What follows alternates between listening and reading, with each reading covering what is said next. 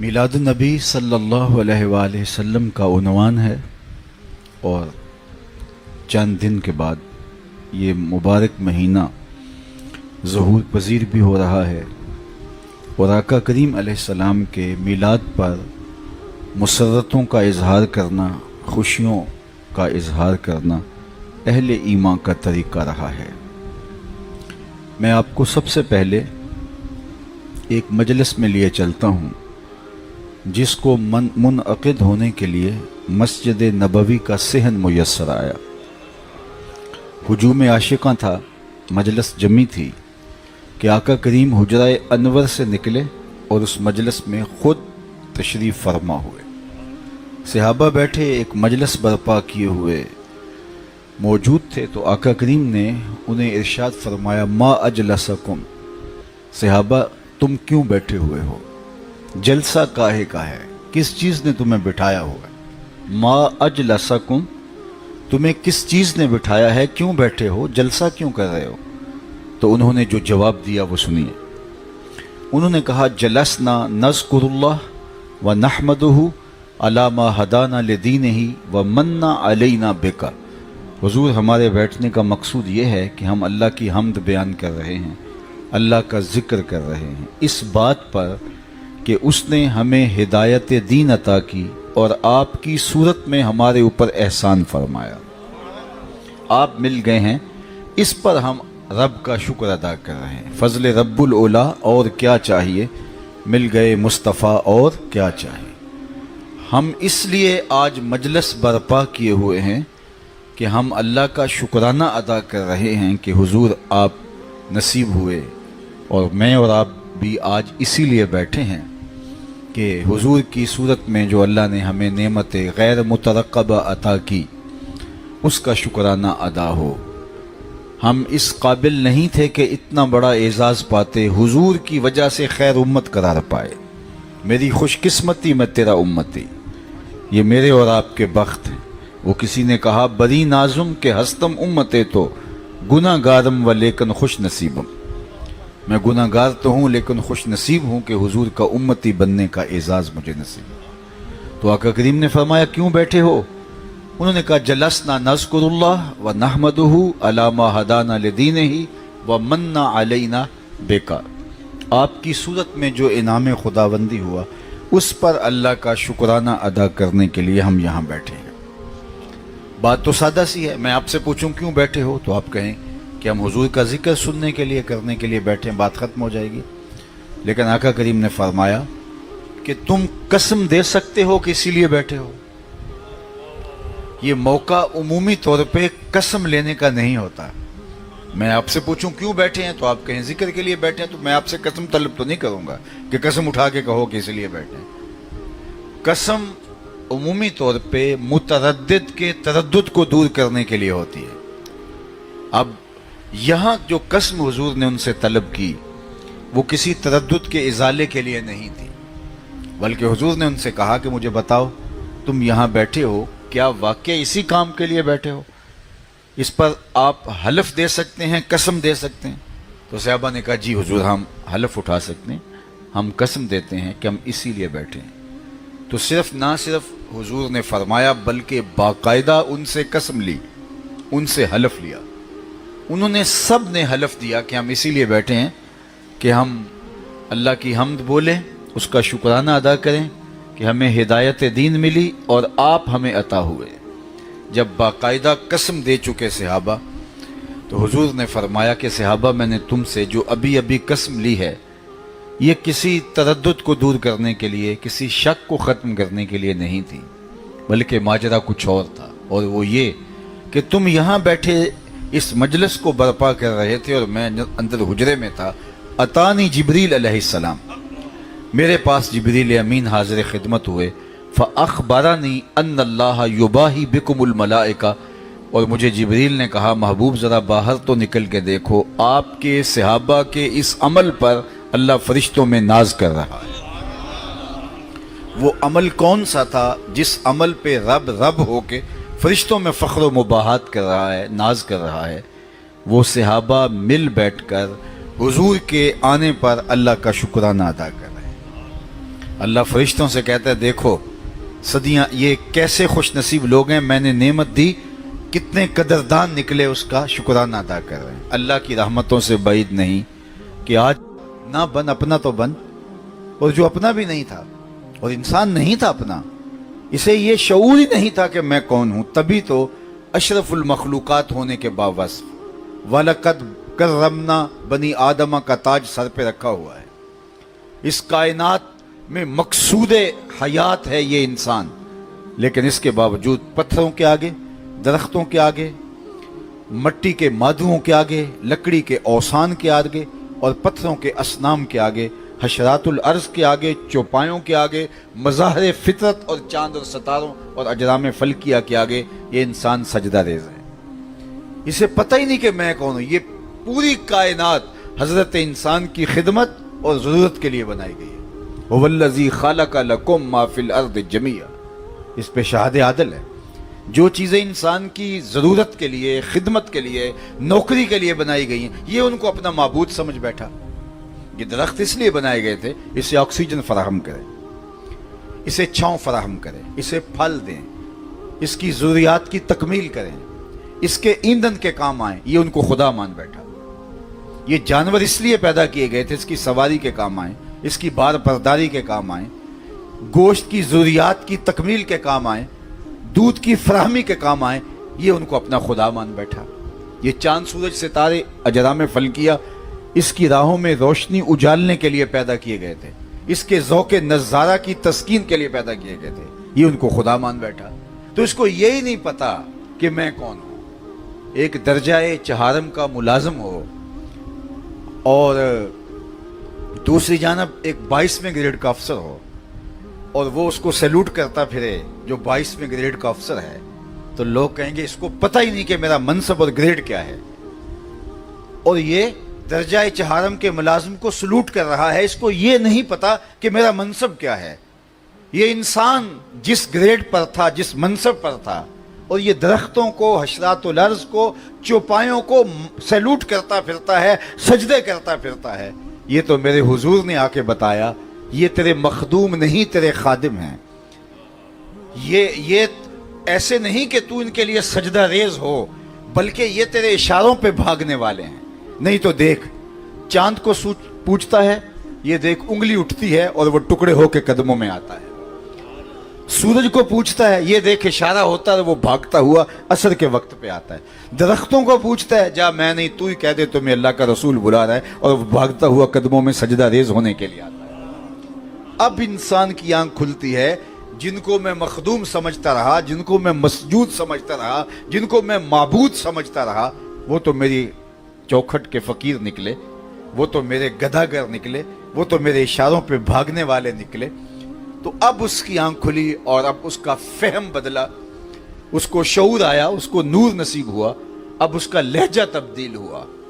آپ کی اگر توجہ ہو تو آپ میں ان جملوں میں بہت میری ساری گفتگو کا خلاصہ ہے۔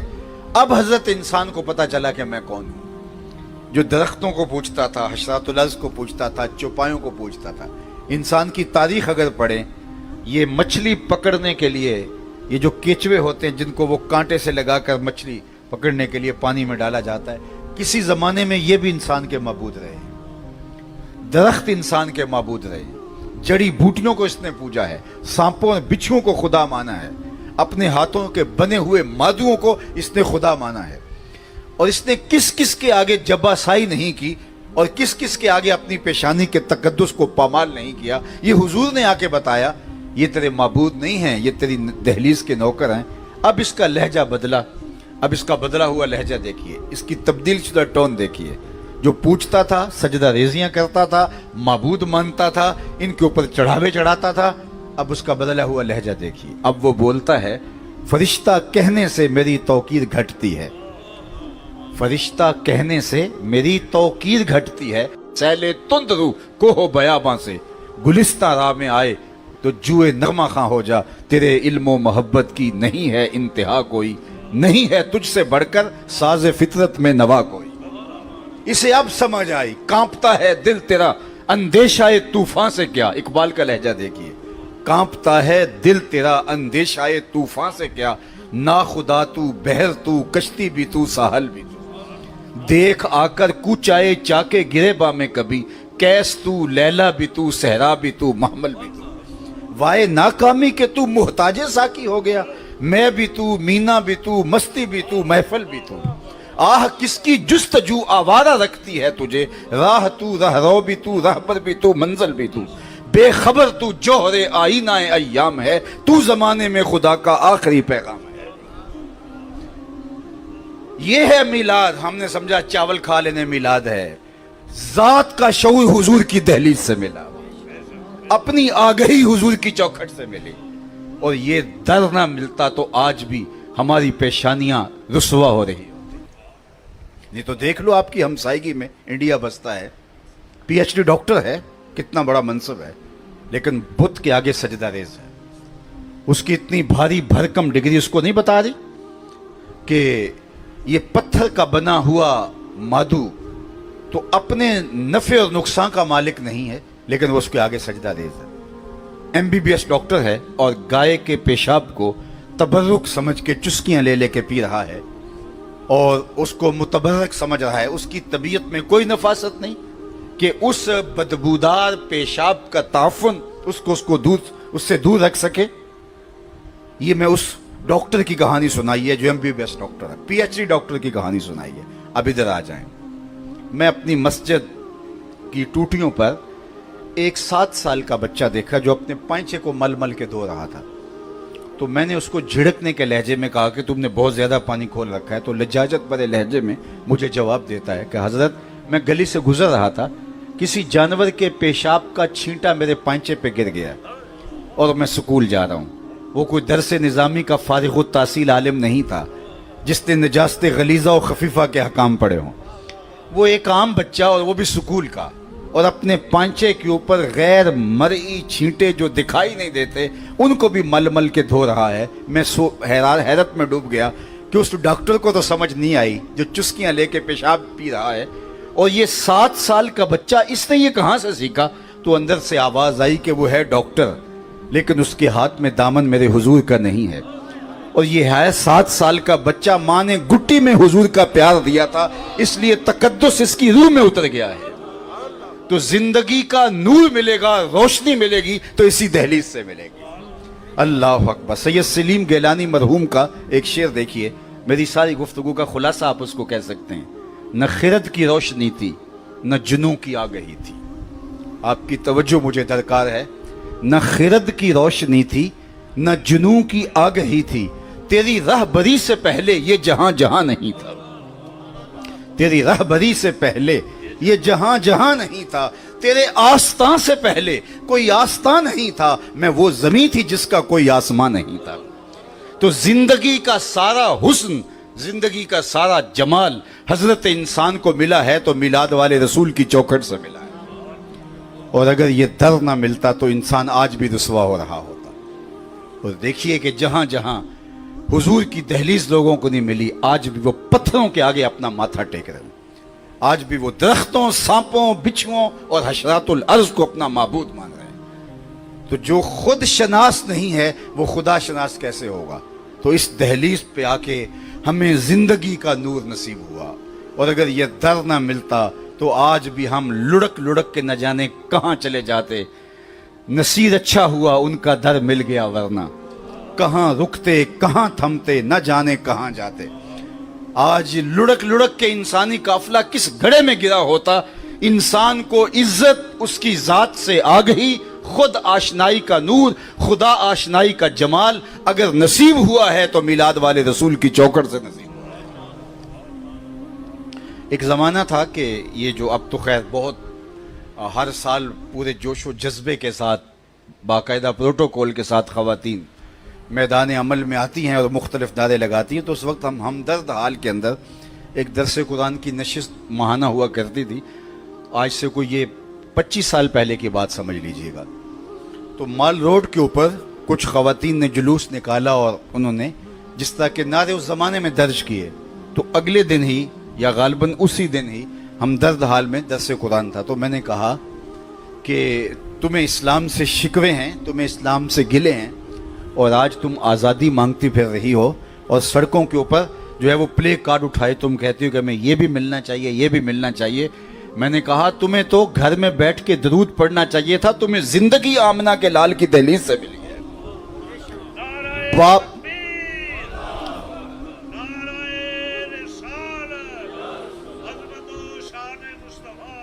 آج جس پدر شاہی نظام کو تم نشانہ بنا رہی ہو، تم نے پڑھا ہی نہیں ہے کہ وہ زمانہ تھا کہ باپ اپنے ہاتھوں سے اپنی بیٹی کو زندہ درگور کر دیتا تھا. اذا بشر احدهم بالانثى، قرآن بتاتا ہے جب کسی کو یہ خبر ہوتی کہ اس کے ہاں بیٹی پیدا ہوئی تو اس کا چہرہ سیاہ پڑ جاتا. آبرو بچانے کا ایک ہی راستہ تھا کہ اس بیٹی کو زندہ درگور کر دے، اور اگر وہ یہ نہیں کر پاتا تھا تو وہ معاشرے میں سر اٹھا کے چلنے کے قابل نہیں ہوتا تھا.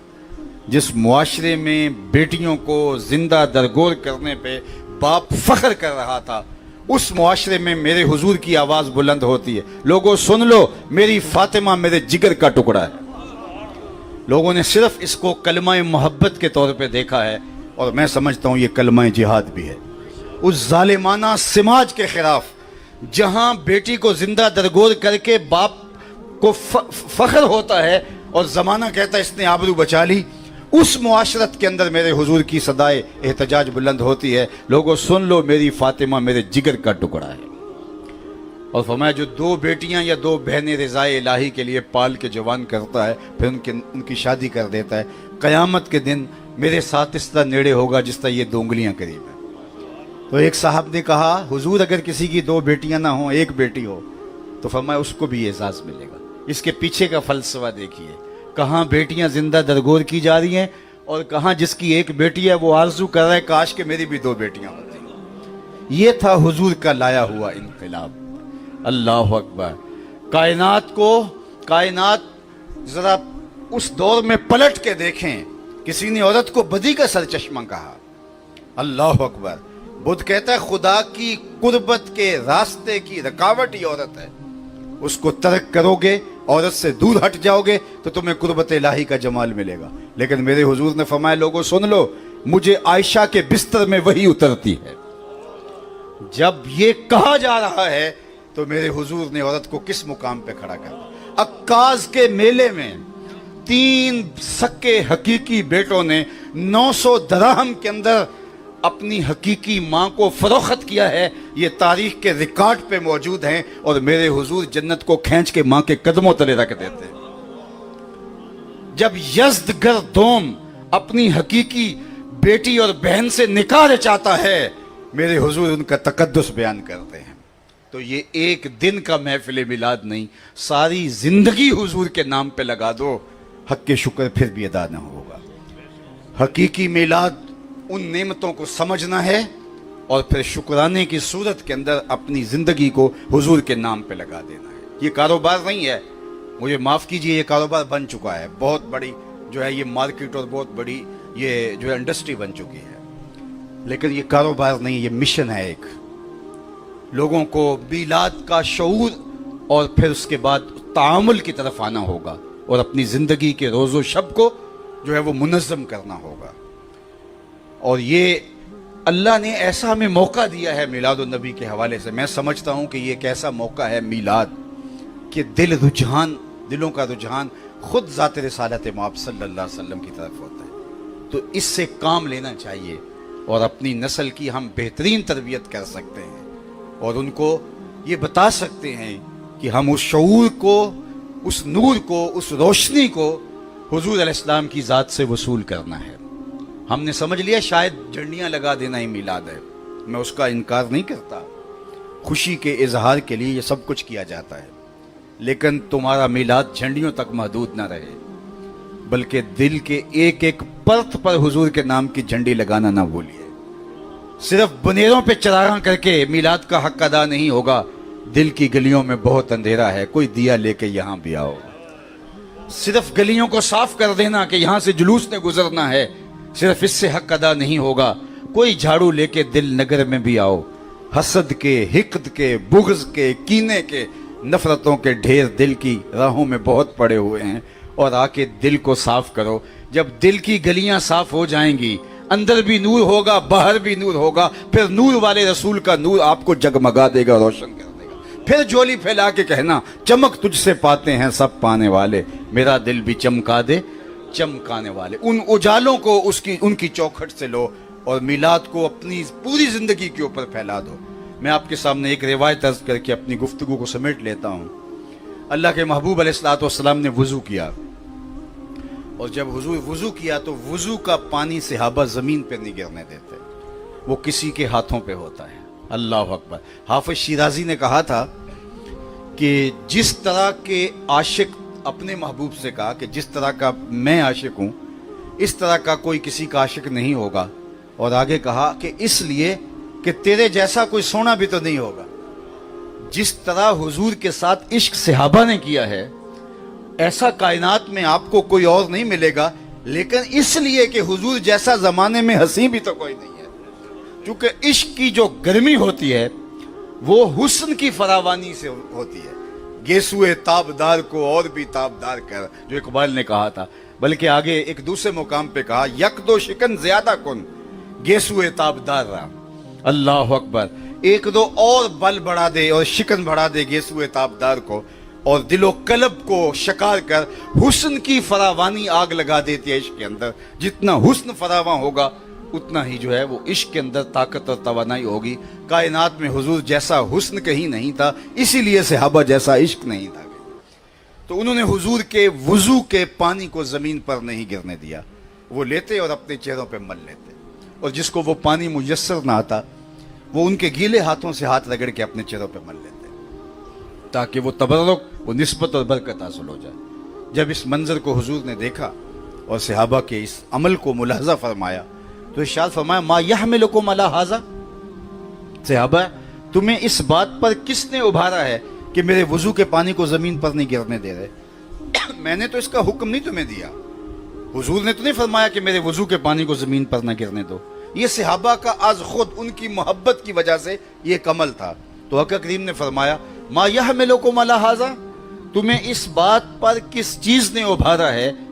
نہ حکم قرآنی ہے، نہ میں نے تمہیں کہا ہے، نہ کوئی تاکید آئی ہے، لیکن تم میرے وضو کے پانی کو زمین، اللہ اور اس کے رسول کی محبت کا تقاضا ہے کہ ہم آپ کے وضو کے پانی کو زمین پر نہیں گرنے دے رہے۔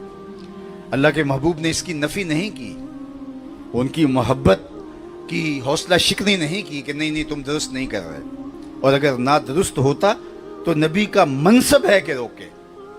یہ بات ذہن میں رکھیے، محبت میں اگر کوئی غلو کرے اور شریعت کی حد اگر پامال ہوتی ہو یا نظریات پہ زد پڑتی ہو تو نبی کا منصب ہے کہ وہ خاموش نہ رہے۔ ایک ایسا موقع آیا کہ حضور کے بیٹے حضرت ابراہیم کا انتقال ہو گیا، اور اسی دن چاند کو گرہن یا سورج کو گرہن لگ گئی۔ تو صحابہ نے آپس میں بات کی کہ حضور کے بیٹے کے انتقال کا دکھ جو ہے وہ چاند سورج نے بھی منایا ہے، اور دیکھو کہ اس کو بھی گرہن لگ گئی ہے۔ تو یہ آپس میں بات ہوئی اور صدمے کا موقع تھا، تو یہ بات جو ہے وہ مدینہ المنورہ کے اندر پھیل گئی۔ تو آقا کریم علیہ السلام تک جب بات پہنچی تو حضور نے حضرت بلال حبشی کو کہا کہ آواز دو الصلاۃ جامعہ۔ لوگ مسجد میں جمع ہو گئے تو حضور ممبر کے اوپر تشریف فرما ہوئے اور فرمایا ان الشمس والقمر آیتان من آیات الرحمن لا یخسفان بموت احد منکم۔ لوگوں اچھی طرح سن لو، چاند اور سورج اللہ کی نشانیوں میں سے دو نشانیاں ہیں، کسی کے مرنے اور جینے سے اس کو گرہن نہیں لگا کرتا۔ یعنی ایک چیز پنپنے لگی تھی، نبی نے اس کو فوراً روک دیا۔ اب یہاں حضور نے ان کو منع نہیں کیا کہ تم میرے وضو کے پانی کو زمین پر نہیں گرنے دینا، لیکن کہیں ایک پہلو کی طرف توجہ نہ چلی جائے۔ اللہ کے محبوب علیہ الصلوۃ والسلام نے اصلاح فرمایا کہ یہ تم کیوں کر رہے ہو؟ انہوں نے کہا اللہ اس کے رسول کی محبت کی وجہ سے۔ تو حضور نے جو ارشاد فرمایا وہ سنیے، فرمایا اگر تم چاہتے ہو کہ تم اللہ اور اس کے رسول سے محبت کرو، اور یہ بھی چاہتے ہو کہ اللہ اور اس کے رسول بھی تم سے محبت کریں، تو تمہیں 3 کام کرنے چاہیے۔ یعنی تمہارا یہ عمل اپنی جگہ پہ